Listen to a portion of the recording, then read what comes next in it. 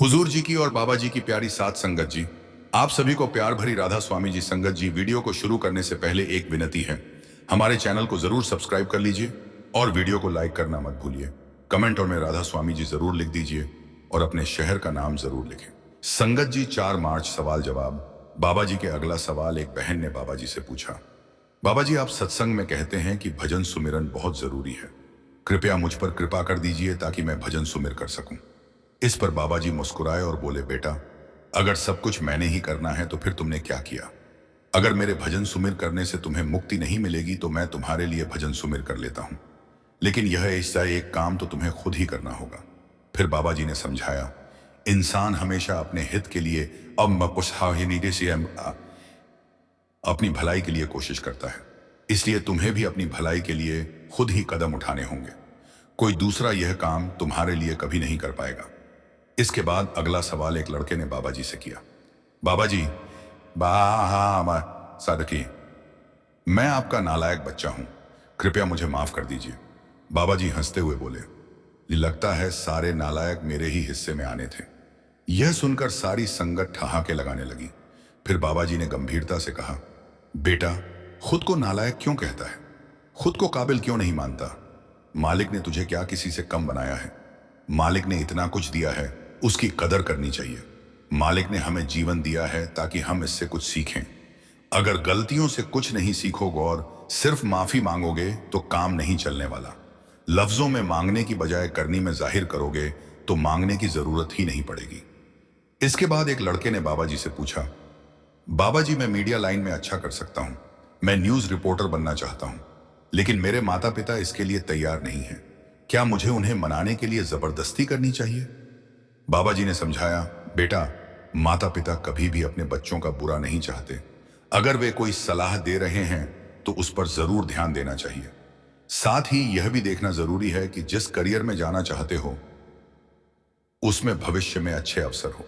ऐसा ना हो कि कल को मेहनत करने के बाद हमें नौकरी ना मिल सके। इसलिए माता पिता की सलाह पर ध्यान जरूर दो, वे तुम्हारा बुरा नहीं चाहेंगे। फिर उसी लड़के ने एक और सवाल पूछा, बाबा जी लोग कहते हैं कि फलाने को बड़ी नजर लग गई, इसीलिए उसके साथ ऐसा हो गया, तो क्या सच में किसी की नजर लगती है। बाबा जी ने मुस्कुराते हुए कहा, बेटा आई यह सब चीजें पुराने जमाने की हैं। उस समय ध्यान को दूसरी तरफ ले जाने के लिए इन बातों का सहारा लिया जाता था। बाबा जी ने समझाया, हमारी किस्मत को कोई नजर नहीं बदल सकती। अगर नजरों से किस्मत बदल जाती तो फिर तो यहां तबाही मच जानी थी। इसके बाद अगला सवाल एक एक बहन ने बाबा जी से किया, बाबा जी सेवादारों से कहिए कि माइक नीचे ना करें, मुझे आपसे बहुत सी बातें करनी हैं। इस पर बाबा जी हंसते हुए बोले, बेटा अब तो मैं रिटायर हो चुका हूं। बाबा जी ने घूमकर हुजूर की तरफ देखा और बोले, अब जितनी भी बातें करनी है हुजूर से कर लेना, मेरी अब छुट्टी कर दो। इस बात पर संगत हंसने लगी। फिर बहन बोली, बाबा जी लेकिन मुझे आपसे ही बात करनी है, मुझे तो आपसे लड़ना है। इस पर बाबा जी मजाक में बोले, अपने पति से लड़, मुझसे क्यों लड़ने आई है। पति इसलिए दिया जाता है ताकि पत्नी उससे बहस कर सके। यह सुनकर संगत जोर जोर से हंसने लगी। बहन ने झट से कहा, बाबा जी मेरी तो अभी शादी ही नहीं हुई। बाबा जी बोले, तू फिर इस बारे में सोच और शादी कर ले जिससे तुझे लड़ने के लिए पति मिल सके। बहन बोली, लेकिन मेरी उम्र अभी कम है। बाबा जी मुस्कुराए और बोले, उम्र तो कम है, लेकिन जुबान इतना कहते कहते बाबा जी ने बाजू से इशारा करते हुए दिखाया तो संगत समझ गई और जोर जोर से हंसने लगी। फिर बहन बोली, बाबा जी मुझे अपना ड्राइवर बना लो। बाबा जी ने मजाकिया अंदाज में कहा, बेटा मुझे अपनी जान बहुत प्यारी है। एक बार मैंने एक बीवी को ड्राइवर रखा था, उसने गाड़ी 2 आदमियों पर चढ़ा दी थी। अब तुम ही सोचो, गाड़ी किसी दीवार से नहीं बल्कि किसी सीधे आदमी से टकरा गई। संगत फिर से हंसी। बहन ने फिर कहा, तो आप मुझे अपना बॉडीगार्ड बना लो। बाबा जी बोले, मुझे बॉडीगार्ड की जरूरत ही क्या है। पंजाब पुलिस को इसलिए रखा गया है ताकि वे तुम लोगों को मुझसे बचा सके। तुम्हारा बाबा थोड़ा सा क्रेजी है, मुझे भला बॉडीगार्ड की क्या जरूरत। डाल लगा हुआ। इस पर संगत ठहाके लगाकर हंसने लगी। फिर अगला सवाल एक बहन ने बाबा जी से पूछा, बाबा जी जब मैं किसी के साथ बुरा नहीं करती तो लोग मेरे साथ गलत व्यवहार क्यों करते हैं। इस पर बाबा जी ने समझाया, बेटा इंसान को अपने कर्मों का फल भोगना ही पड़ता है। कोई हमारा बुरा नहीं कर सकता, बल्कि हमारे ही कर्म हमें उस स्थिति तक ले जाते हैं। जब हम कर्म कर रहे होते हैं तब हम नहीं सोचते, लेकिन जब परिणाम भुगतने की अब और भला मालिक से क्या चाहिए। जो कुछ भी मालिक ने देना था वह पहले ही दे चुका है। अब हमें मांगने की जरूरत नहीं होनी चाहिए, बल्कि जो मिला है उसकी कदर करनी चाहिए। एक भाई ने बाबा जी से पूछा, सिमरन के दौरान जब मुझे तेज रोशनी दिखती है तो मैं डर कर सिमरन छोड़ देता हूं। बाबा जी ने समझाया, घबराने की जरूरत नहीं है। भले ही कुछ भी अनुभव हो, सिमरन को लगातार जारी रखना चाहिए। धीरे धीरे यह अनुभव खत्म हो जाएंगे। यह अनुभव हमारे मन पर पड़े प्रभावों के कारण होते। फिर अगला सवाल एक बहन ने हंसी जाक में किया। उसने कहा, बाबा जी आज वैलेंटाइन डे है और आज के दिन लोग अपने प्रियजनों से मिलते हैं। मेरे प्रियजन तो आप हो और मैं आपसे मिलने चली आई। इस पर बाबा जी मुस्कुराते हुए बोले, हम देसी लोग भला वैलेंटाइन डे की बात क्यों करें? क्या हमें हीर राजा की कहानी याद नहीं? बाबा जी की इस बात पर सारी संगत हंस पड़ी।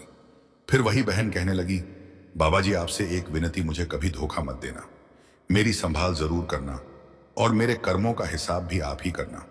इस पर बाबा जी ने मुस्कुराते हुए हुजूर जी की तरफ देखा और बोले, अरे भाई, सारी जिम्मेदारी मेरी ही क्यों? कुछ हिसाब किताब इन्हें भी तो करने दो। संगत फिर से ठहाके लगाने लगी। इसके बाद वही बहन दोबारा से बोली, बाबा जी भजन सिमरन से जुड़ा एक निजी सवाल है, क्या आप मुझे थोड़ा समय बाद में अलग से दे सकते? बाबा जी ने मुस्कुराते हुए एक सेवादार बीवी का नाम लिया और कहा, बाद में आप इनसे मिल लेना, यह आपके सवाल का जवाब दे देंगी। इसके बाद एक भाई ने सवाल किया, बाबा जी दवा ज्यादा नहीं, मेरे परिवार को और मेरे बच्चों को भी अपनी ओर लगा लो, वह सत्संग पर नहीं जाते हैं। बाबा जी ने समझाया, बेटा किसी पर जबरदस्ती नहीं करनी चाहिए। जब मालिक की कृपा होगी तो वह खुद उन्हें इस राह पर ले आएगा। हमारा काम बस घर का माहौल अच्छा बनाए रखना है। अगर हम खुद अच्छे उदाहरण बनेंगे तो परिवार वाले भी धीरे धीरे इस ओर आने लगेंगे। फिर एक दूसरे भाई ने बाबा जी से पूछा, बाबा जी मालिक ने यह दुनिया क्यों बनाई और हमें यहाँ क्यों भेजा?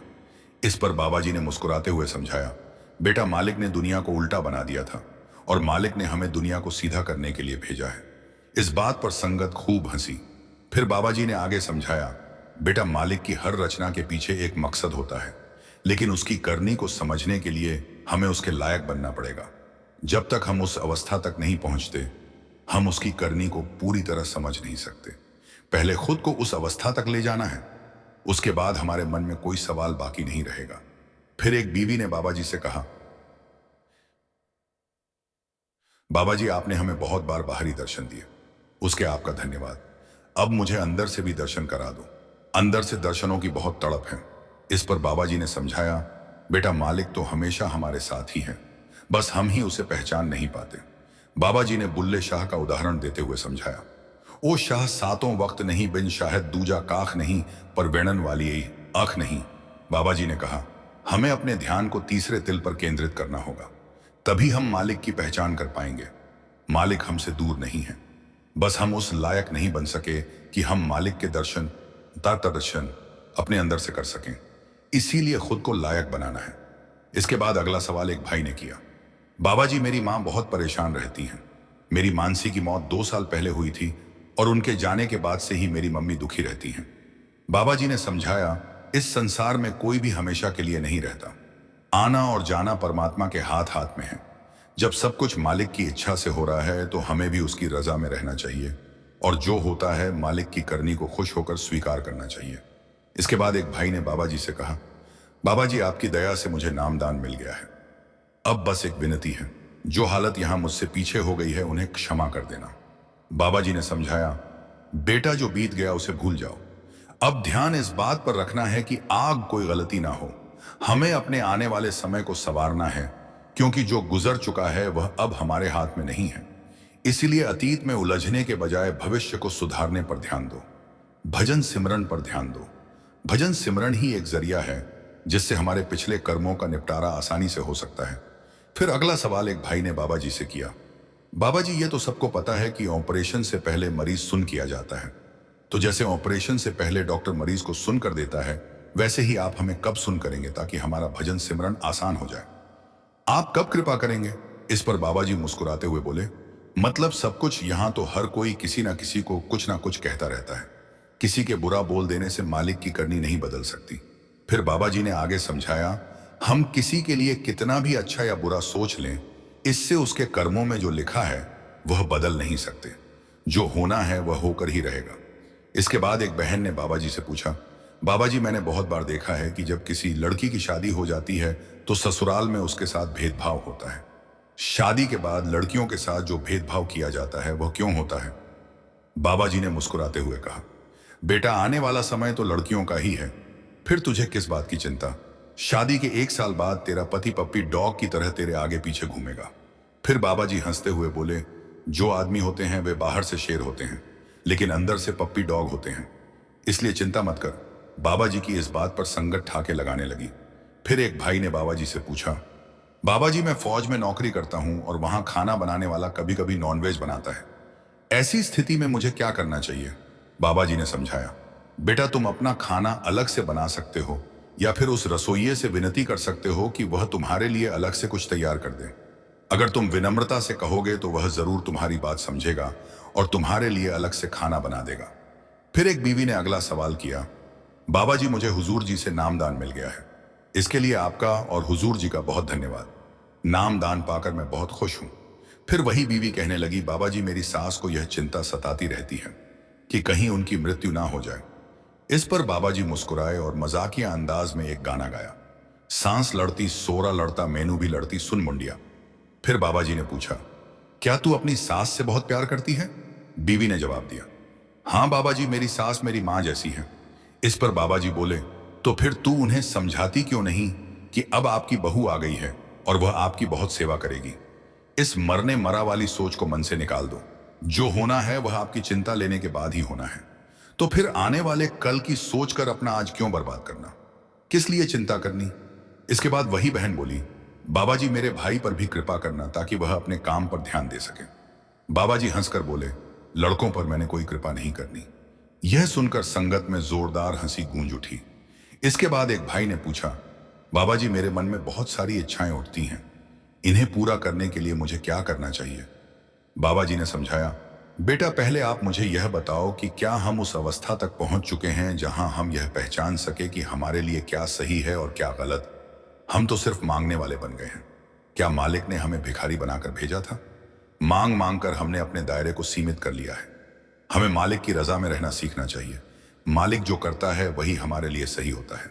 बाबा जी ने एक पंक्ति सुनाई, बिन मांगे मोती मिले, मांगे मिले ना कोई और।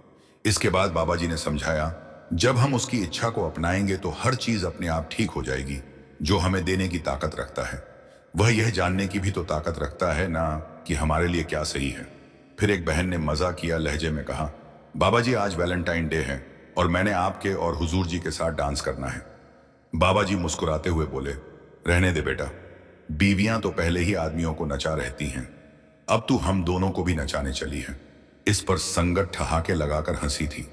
इसके बाद वही बहन पूछने लगी, बाबा जी अगर कोई हमारे साथ गलत करता है तो क्या हमें भी बदले में उसके साथ गलत करना चाहिए? बाबा जी ने समझाया, बेटा अगर किसी ने गलत किया है तो उसका हिसाब उसे ही देना पड़ेगा, लेकिन अगर तुम भी बदले में वैसा ही करोगे तो तुम भी उस कर्म में शामिल हो जाओगे। हमें अपने कर्मों को साफ रखना है और दूसरों के कर्मों की चिंता नहीं करनी। जो जैसा करेगा उसको वैसा भरना भी पड़ेगा। फिर एक भाई ने बाबा जी से कहा, बाबा जी बस हमेशा मेरे साथ रहना, हर पल मेरे से रहना, मुझसे कभी भी दूर मत होना। इस पर बाबा जी मुस्कुराए और बोले, अरे बेटा यह डायलॉग तो लड़कियों पर ज्यादा सूट करता है। फिर हंसते हुए बाबा जी ने गीत गाया, जन्म जन्म का साथ है निभाना तो पड़ेगा। यह सुनकर सारी संगत जोर से हंसने लगी। साथ संगत जी आज बाबा जी बहुत खुश थे। फिर अगला सवाल एक बीवी ने बाबा जी से पूछा, बाबा जी लोग कहते हैं कि 2 नावों पर पैर रखने से पार नहीं। 10वां सवाल एक छात्र ने पूछा, बाबा जी जब हम दुनियावी पढ़ाई में व्यस्त होते हैं और समय नहीं निकाल पाते तब गिल्ट होता है कि हम भजन नहीं कर पा रहे, क्या यह गलत है? बाबा जी ने मुस्कुराकर कहा, बेटा पढ़ाई भी एक जिम्मेदारी है और जिम्मेदारी निभाना भी एक परमार्थ है। अगर तुम ईमानदारी से पढ़ रहे हो, अपने कर्म पूरे कर रहे हो तो गुरु खुश होते हैं। भजन का मतलब यह नहीं कि घंटे बैठो, भजन का मतलब है हर काम में संतुलन और सुमिरन को जोड़े रखना। बाबा जी बोले, जब तुम किताब पढ़ रहे हो, दिल में नाम चल रहा हो तो समझो तुम दोनों दुनिया की कमाई कर रहे हो। गिल्ट नहीं, गुरु पर भरोसा रखो। 11वां सवाल एक मां ने रोते हुए पूछा, बाबा जी मेरी बेटी अब नहीं रही पर मैं हर दिन उसके लिए रोती हूं, क्या वह ठीक है जहां वह है? बाबा जी की आंखें भी नम हो गईं। उन्होंने धीमे स्वर में कहा, वाह बेटा, वह ठीक है, बहुत शांत है और गुरु के संरक्षण में है। जो आत्मा गुरु की शरण में होती है वह कहीं भी हो सुरक्षित होती है। तुम्हारा रोना स्वाभाविक है। एक मां का दिल कैसे चुप हो सकता है? लेकिन अब तुम्हारा फर्ज है कि तुम उसके लिए दुआ, भजन और सुमिरन करो ताकि जहां भी वह हो उसकी यात्रा आगे की ओर बढ़े। बाबा जी बोले, तुम्हारी आंखों से बहने वाला हर आंसू गुरु के चरणों तक पहुंचता है और तुम जब सुमिरन करोगी तो उसका असर उसकी आत्मा तक जाएगा। 12वां सवाल एक किशोर ने थोड़ी झिझक के साथ पूछा, बाबा जी क्या हम सोशल मीडिया और भक्ति को साथ लेकर चल सकते हैं? बाबा जी ने मुस्कुराकर जवाब दिया, बिल्कुल बेटा, लेकिन नियंत्रण जरूरी है। सोशल मीडिया एक उपकरण है, तुम्हारा जीवन नहीं। अगर तुम हर चीज में संतुलन रखोगे तो तुम सोशल मीडिया पर भी रह सकते हो और गुरु के रंग में भी रंग सकते हो। लेकिन अगर वह तुम्हारा मन खींच ले, ध्यान तोड़ दे, तो समझो यह साधना में रुकावट बन गया है। बाबा जी ने हल्के अंदाज में कहा, नाम के नेटवर्क से जुड़ोगे तो सिग्नल कभी नहीं कटेगा। बाकी नेटवर्क कभी भी नो सर्विस दिखा सकते हैं। 13वां सवाल एक भाई ने विनम्रता से पूछा, बाबा जी क्या सिर्फ नाम जपना काफी है अगर हमारे कर्म अच्छे ना हो? बाबा जी ने स्पष्ट रूप से कहा, नहीं बेटा, नाम जौ और अच्छे कर्म दोनों साथ चल तभी असर होता है। अगर हम नाम जप रहे हैं लेकिन झूठ, छल और अहंकार में जी रहे हैं तो हम अपने ही प्रयास को कमजोर कर रहे हैं। बाबा जी ने कहा, नाम एक बीज है, लेकिन अगर जमीन गंदी हो तो वह कैसे फलेगा? इसलिए जरूरी है कि हम अपने व्यवहार, सोच और कर्म भी साफ रखें। 14वां सवाल एक बुजुर्ग ने आंखें नम करते हुए पूछा, बाबा जी अब उम्र हो गई है, शरीर साथ नहीं देता, क्या अब भी नाम से जुड़ना संभव है? बाबा जी ने बहुत प्रेम से उत्तर दिया, बिल्कुल संभव है, और अब सबसे ज्यादा जरूरी भी यही है। शरीर की थकावट को मत देखो, मन और आत्मा अब भी जाग सकते हैं। गुरु को तुम्हारी शारीरिक ऊर्जा नहीं, दिल की सच्चाई चाहिए। तुम थोड़ा भी सुमिरन कर सको, वह हजारों घंटे से ज्यादा की कीमत रखता है अगर वह पूरे समर्पण से किया जाए। 15वां सवाल एक युवक ने गहरी चिंता से पूछा, बाबा जी क्या कभी ऐसा हो सकता है कि गुरु हमसे नाराज हो जाए? बाबा जी ने तुरंत कहा, नहीं बेटा, गुरु कभी अपने बच्चों से नाराज नहीं होते। हो सकता है तुम अपने कर्मों से दूर हो जाओ, लेकिन गुरु का प्रेम कभी नहीं बदलता। गुरु तो वही माता पिता हैं जो बच्चे को गलत रास्ते पर देखकर दुखी होते हैं पर उसे कभी भी छोड़ते नहीं। बाबा जी ने बड़ी गंभीरता से कहा, तुम कितनी भी दूर चले जाओ, गुरु का प्रेम तुम्हारे पीछे चलता रहेगा। बस तुम एक बार पलट कर देखना, गुरु वहीं खड़े मिलेंगे। 16वां सवाल एक भाई ने भाव विभोर होकर पूछा, बाबा जी जब हम अंदर से टूट जाते हैं और लगता है कि अब नहीं सह पाएंगे तो क्या वह समय भी हमारे लिए किसी रहमत की शुरुआत हो सकता है? बाबा जी का उत्तर बहुत ही कोमल और गहरा था, बिल्कुल बेटा, जब सब कुछ छीन जाए और सिर्फ नाम बच जाए वहीं से असली यात्रा शुरू होती है। गुरु कभी तुम्हें तोड़ते नहीं, वह सिर्फ तुम्हारे झूठे सहारों को हटाते हैं ताकि तुम केवल उनके सहारे पर जी सको। बाबा जी बोले, जो घड़ा पूरा भर गया हो उसमें कुछ नया कैसे डाला जा सकता है? गुरु पहले तुम्हें खाली करते हैं ताकि तुम्हें प्रेम, शक्ति और सत्य से भर सके। इसलिए टूटना अंत नहीं, गुरु की कृपा की पहली दस्तक है।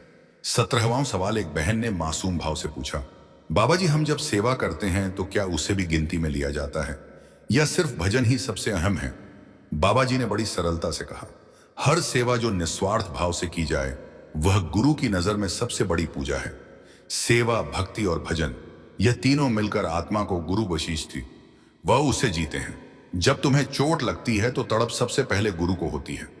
बाबा जी ने भावुक स्वर में कहा, गुरु तो वह दीपक है जो तुम्हारे अंधेरे में जलता है पर खुद उसकी लौ में जलता भी है। तुम्हें दिखाने के लिए रास्ता वह अपने आप को भुला देता है। 20वां सवाल एक बहन ने आंखों में नमी लिए पूछा, बाबा जी जब हम कुछ भी कहने की स्थिति में नहीं होते, जब सब कुछ अंदर ही अंदर सुलग रहा होता है, तो क्या गुरु तब भी हमारे पास होते हैं? बाबा जी ने बहुत प्रेम से उत्तर दिया, बेटा, गुरु तब सबसे करीब होते हैं जब सारी दुनिया तुमसे दूर हो जाए। जब शब्द तुम्हारा साथ छोड़ दें तो बस गुरु ही है जो तुम्हारे दिल की भाषा पढ़ते हैं। बाबा जी बोले, गुरु को तुम्हारे बोल नहीं, तुम्हारा मौन भी सब कुछ बता देता है और वह मौन में भी तुम्हें सहारा देते हैं। बस तुम टूटो नहीं, भरोसा बनाए रखो। 21वां सवाल एक युवक ने गंभीरता से पूछा, बाबा जी क्या संसार छोड़ देना जरूरी है भक्ति के लिए? बाबा जी मुस्कुराए और बोले, नहीं बेटा, संसार को छोड़ने की नहीं, अपने अंदर गुरु को बसाने की जरूरत है। अगर तुम हर कार्य में, हर संबंध में गुरु को साथ रखो तो यही संसार ही तुम्हारा साधन बन जाता है। बाबा जी बोले, भागना नहीं, टिक कर निभाना सीखो। गुरु तुम्हें वहीं से उठाते हैं जहां तुम हो, बस शर्त है कि तुम अपना दिल सच्चा रखो। 22वां सवाल एक छात्रा ने पूछा, बाबा जी अगर कभी कभी मन में गुरु के लिए भी उलझन और सवाल उठे तो क्या वह भक्ति में रुकावट है? बाबा जी ने बहुत सहज भाव से उत्तर दिया, बिल्कुल नहीं बेटा। सवाल अगर सच्चाई से उठे तो वह भक्ति को और पक्का करते हैं।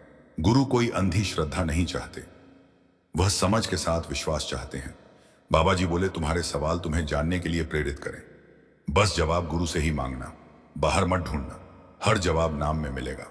23वां सवाल एक सज्जन ने पूछा, बाबा जी जब हम गलती कर बैठते हैं और शर्म महसूस होती है तो क्या गुरु हमें फिर से अपनाते हैं? बाबा जी ने बहुत कोमलता से कहा, बेटा गुरु का दर ऐसा है जहां कभी टू लेट नहीं होता। गुरु तो वही पिता है जो बच्चे की गलती पर गुस्सा नहीं, प्रेम से सुधार चाहते हैं। बाबा जी बोले, तुम जितनी बार गिरोगे गुरु उतनी बार हाथ बढ़ाएंगे, बस तुम झूठ मत बोलो, अपने भीतर सच्चाई बनाए रखो। 24वां सवाल एक बहन ने श्रद्धा से पूछा, बाबा जी कभी कभी लगता है कि सारा संसार आगे बढ़ रहा है और मैं वहीं की वहीं हूं, क्या यह रुक जाना मेरी कमी है? बाबा जी ने बड़े प्रेम से उत्तर दिया, बिल्कुल नहीं बेटा, हर आत्मा की यात्रा उसकी अपनी होती है। दुनिया जिस दिशा में जा रही है जरूरी नहीं कि वह सही हो। बाबा जी बोले, अगर तुम एक ही जगह नाम में जुड़ी हो तो समझो तुम हर दिन ऊपर जा रही हो, भले ही बाहर से सब वैसा ही लगे, भीतर की यात्रा ही असली यात्रा है। 25वां सवाल एक छोटी बच्ची ने भोलेपन से पूछा, बाबा जी आप मुझे कब लेने आओगे? बाबा जी मुस्कुराए, उसकी ओर झुके और धीरे से बोले, जब तुम पूरी तरह तैयार हो जाओ बेटा, जब तुम्हारा मन शांत हो जाए, जब तुम सच सच में मुझे पुकारोगी, मैं खुद आ जाऊंगा। फिर बाबा जी ने बड़ी कोमलता से कहा, मैं दूर नहीं हूं, मैं तो यही हूं तुम्हारे दिल में, तुम्हें बस अपने मन का दरवाजा खोलना है। 26वां सवाल एक बहन ने धीमे स्वर में पूछा, बाबा जी क्या हमारी हर बार की रोती हुई प्रार्थना जरूर सुनी जाती है? बाबा जी ने बहुत भावुक और शांत अंदाज में कहा, बिल्कुल बेटा, हर रोते हुए दिल की पुकार सबसे तेज सुनाई देती है गुरु को। शब्दों से नहीं, दिल से की गई दुआ सबसे सीधी गुरु के चरणों तक पहुंचती है। बाबा जी बोले, गुरु को तुम्हारे आंसुओं की भाषा समझ आती है, तुम रोते हो तो समझो गुरु तुम्हें थाम रहे होते हैं, बस तुम्हें दिखाई नहीं देता। 27वां सवाल एक सज्जन ने विनम्रता से पूछा, बाबा जी क्या कभी ऐसा भी होता है कि हम गुरु से दूर हो जाते हैं लेकिन हमें पता ही नहीं चलता? बाबा जी ने बड़े गंभीर भाव में उत्तर दिया, हाँ बेटा होता है। जब हम नाम से दूर हो जाते हैं तो धीरे धीरे हमारी सोच, दृष्टि और व्यवहार बदलने लगते हैं। हमें लगता है सब ठीक है, लेकिन भीतर की शांति खोने लगती है। बाबा जी ने कहा, गुरु से दूरी सबसे पहले दिल की बेचैनी से पता चलती है। जब तुम्हें नाम में रस नहीं आए, जब भजन से भागो, समझो कुछ दूरी आ गई है, तुरंत लौट आओ, गुरु ने दरवाजा आज भी खुला रखा है। 28वां सवाल एक भाई ने चिंतित होकर पूछा, बाबा जी जब हम दूसरों को दुख दे बैठते हैं अनजाने में ही सही, तो उस कर्म का हिसाब कैसे चुकता होगा? राधा स्वामी जी।